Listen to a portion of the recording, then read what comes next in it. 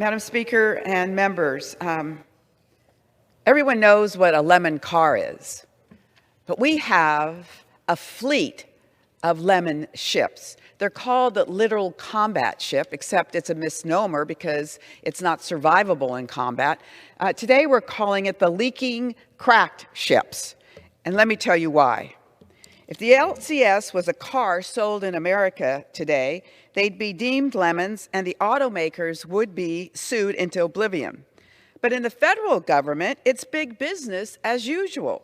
$50 billion over the lifetime of the program. That's a lot of rotten lemons. My concerns and warnings about the LCS go back a decade, along with the late Senator John McCain. It's costing taxpayers billions of dollars, yet has failed to produce a reliable ship. So I was stunned and outraged to see that the proposed 2023 Defense Appropriations Bill only decommissions 4 LCS when it should be 9, as President Biden and the Navy has proposed.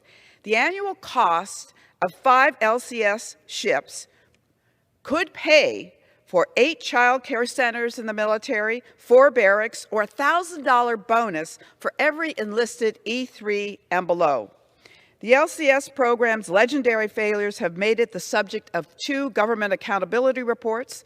Those reports found each LCS costing an astounding $59 million a year to operate, or actually not to operate, because they are more often than not in dock because they aren't working.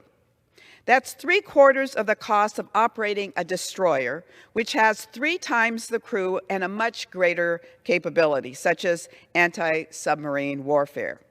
And LCS is notoriously unreliable, plagued by breakdowns that have seen some ships spend more time in the repair yard than in deployment. On this chart, you will see the USS Little Rock, commissioned in 2017, lost power at sea in 2022. In March 2018, it was stranded in ice for 3 months on its maiden voyage. Or how about the USS Milwaukee, commissioned November 15th? In December 2015, it broke down due to software malfunctions and was towed 40 miles. Or how about the USS Freedom, commissioned in 2008, in 2011 had a 6-inch crack in the hull, in 2013 immobilized during trial run, in February 2016 coupling crack, in August of 2016 engine replacement needed. So what do we have going here? The GAO found that the LCS had experienced engine failure in 10 of the 11 deployments reviewed. The aluminum hull of the Independence class punctures easily. I mean, this is not funny. This is real money. And the combining gear for all Freedom-class ships must be replaced. One major reason for the excessive cost of LCS, contractors. Unlike other ships where sailors do the maintenance, LCS relies almost exclusively on contractors who own and control the technical data needed to maintain and repair. So what is this ship's mission and what does it contribute to national security? Nothing.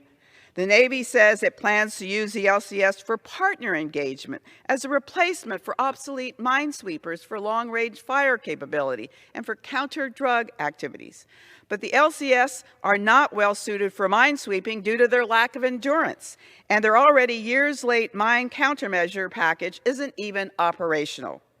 Our top priority in national defense strategy is China and Russia. We can't waste scarce funds on costly LCS when there are more capable platforms like destroyers, attack submarines, and the new Constellation-class frigate.